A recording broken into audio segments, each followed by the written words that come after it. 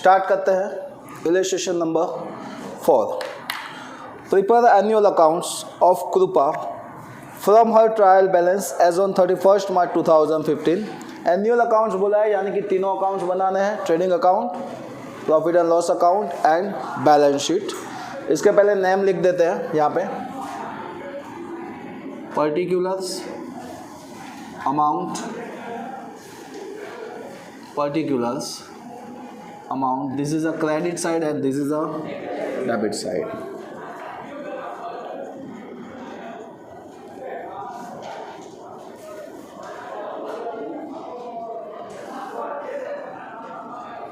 Credit side. Here is a liabilities amount and assets amount.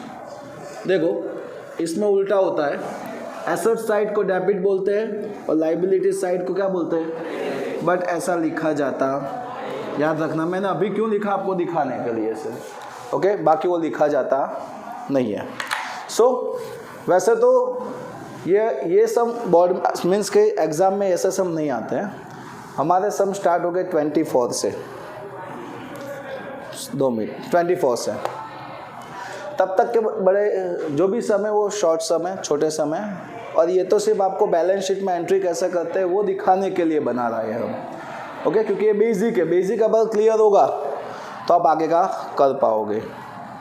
Are you understand? तो इसमें adjustment नहीं है, सिर्फ एक ही है क्लोजिंग स्टॉक वाला, बाकी जो रेगुलरली एग्जाम में आते हैं वैसे सब में एडजस्टमेंट होते हैं। तो सबसे पहले एडजस्टमेंट टिक मार्क करने हैं और टिक मार्क करने के बाद ट्रायल बैलेंस हम लिखते हैं। सो यहाँ पे एडजस्टमेंट नहीं है इसीलिए हम डायरेक्टली ट्रायल बैलेंस लिखेंगे। सो 1 बाय 1 हम लिखते जाएंगे, जिस अकाउंट में आएगा उसमें जो साइड होगा वो ट्रेडिंग में आएगा वो ट्रेडिंग में लिखेंगे, पीएनएल में आएगा वो पीएनएल में, और बैलेंस शीट में आएगा वो बैलेंस शीट में लिखेंगे। तो स्टार्ट करते हैं, सबसे पहले दिया है opening stock 60,000। So opening stock कहाँ पे लिखा जाता है? ट्रेडिंग अकाउंट्स में डेबिट साइड, और यहाँ पे डेबिट साइड ही दिया है, देखो दिया है ना डेबिट साइड, क्वेश्चन में आप देख सकते हो। तो डेबिट बैलेंस दिया होगा वो डेबिट साइड लिखेंगे, क्रेडिट बैलेंस दिया होगा वो हम क्रेडिट साइड लिखेंगे। अगर कोई अमाउंट यहाँ पे डेबिट दी है और हम क्रेडिट साइड लिखते हैं तो वो माइनस करके लिखा जाएगा। क्या करके लिखा जाएगा? माइनस करके। चलिए उसके बाद है कैपिटल एंड ड्राइंग्स। सो उसका हम टेबल बनाएंगे, यहाँ पे पूरे टेबल की ज़रूरत नहीं है। सो कैपिटल प्लस प्रॉफिट और माइनस क्या लिखूँगा मैं, सिर्फ ड्राइंग्स प्लस लॉस, दोनों में से जो आएगा वो। क्लियर? चलिए कैपिटल, ये क्रेडिट साइड है तो क्रेडिट कैपिटल होगा, उसमें से माइनस किया है ड्राइंग, देखा? तो क्रेडिट में से माइनस करते हैं, क्रेडिट साइड कुछ भी माइनस करते हैं तो उसको डेबिट किया ऐसा बोला जाएगा। क्या बोला जाएगा? डेबिट।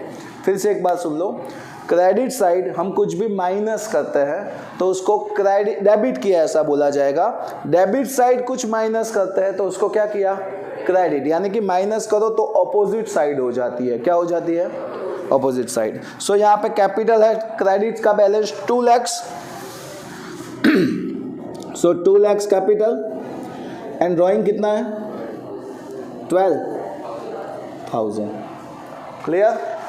नेक्स्ट उसके बाद देखते हैं building, 1 lakh. Building is a one type of assets, amount 1 lakhs. Next, machinery is also assets, amount 50,000, वो भी assets डेबिट साइड। फिर furniture is also assets, furniture लिखोगे चलेगा, अमाउंट 10,000। Are you understand? पता चल रहा है सबको? नेक्स्ट परचेस एंड सेल्स, तो गुड्स रिलेटेड है, सो ट्रेडिंग में आएगा। परचेस सेल्स कितना है? Purchase debit amount debit side, credit amount बोलिए कितना है?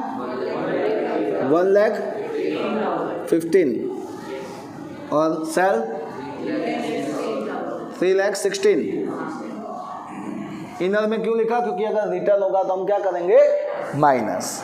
Next wages, wages is a one type of purchase expense, so वो कहाँ पे आएगा? ट्रेडिंग अकाउंट में। अमाउंट इज 15,000, 100 रखो। Next carriage inward, so it's the one type of also purchase expense. Trading में debit side amount 3000.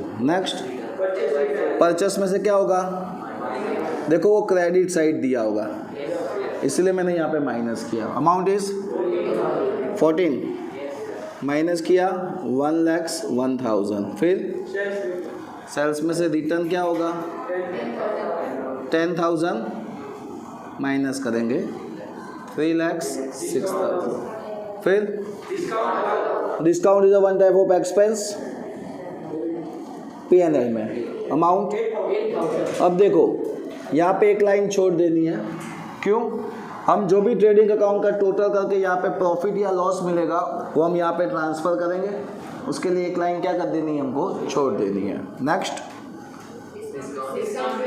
It's a one type of income credit side. फिर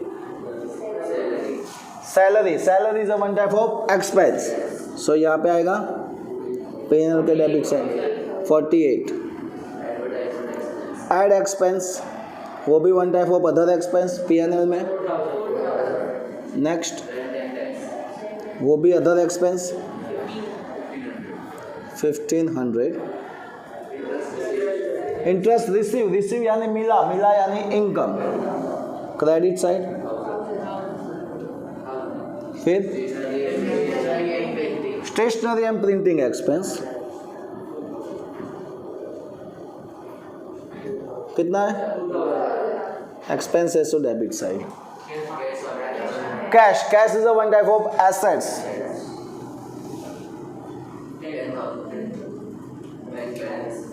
it's also assets 80. Receivable is also assets. Bills payable होगा वो liabilities बोला जाएगा. Bills payable कितना है 6. Debtors is a one type of assets. पता है क्यों, क्योंकि सामने वाले के पास से हमको पैसा उतना लेने का है. लेने किसी के पास भी किसी के पास से भी हमको पैसा लेने का बाकी है तो सामने वाले पर्सन को क्या बोलेंगे, डेटर्स. अगर हमको किसी को देने का बाकी है तो इट्स कॉल्ड लाइबिलिटीज और सामने वाले पर्सन को हम क्या बोलेंगे, क्रेडिटर्स. उसके बाद वाला ही होगा. चलो डेटर्स कितना है 80. फिर क्रेडिटर्स वो क्रेडिट साइड आएगा 16,16,60.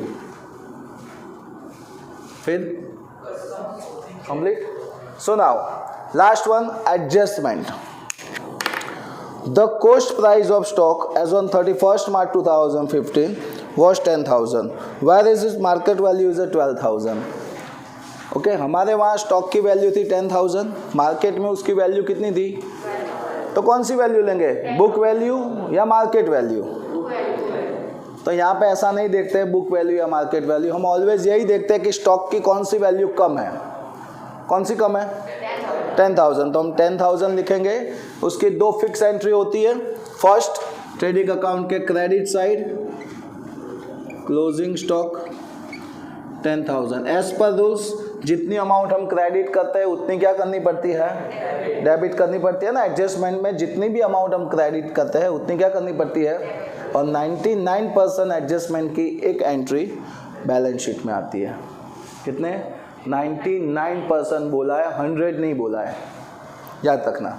99% एडजस्टमेंट की एक एंट्री कहाँ पे आती है, बैलेंस शीट में. तो यहाँ पे क्रेडिट हुआ तो अभी क्या करना है, डेबिट. तो बैलेंस शीट के ये डेबिट साइड जाएंगे और लिखेंगे क्लोजिंग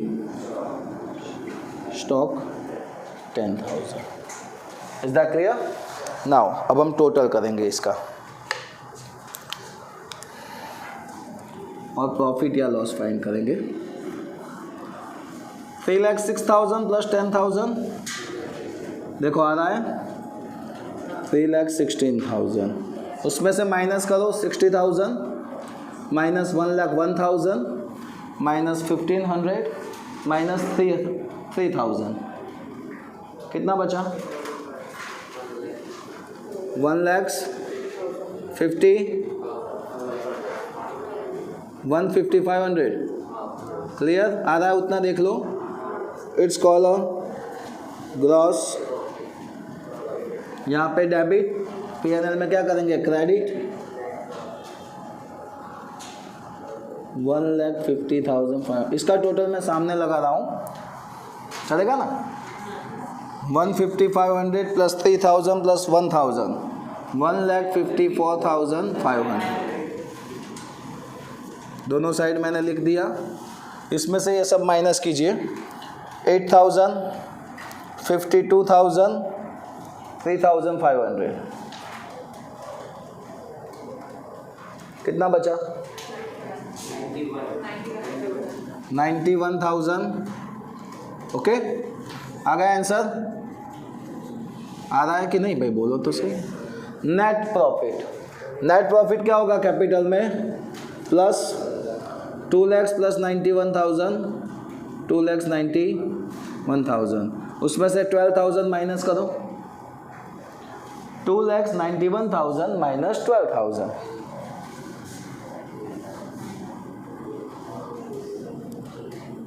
2,70,000। क्या आपके पास कैलसी नहीं है? तो बोलो यार। चल अब इसका टोटल लगाते हैं बैलेंस शीट का। 79 प्लस 6 85, 85 प्लस 60 3,40,000। चलो इसका चेक करो कितना मिलता है डिफरेंस। डिफरेंस मिलेगा ना? नहीं मिलेगा? नहीं मिलेगा। क्यों? बैलेंस शीट का दोनों साइड का टोटल क्या रहता है? हाँ, आप करोगे तो मिलेगा। ये सब आप एक बार चेक कर लो।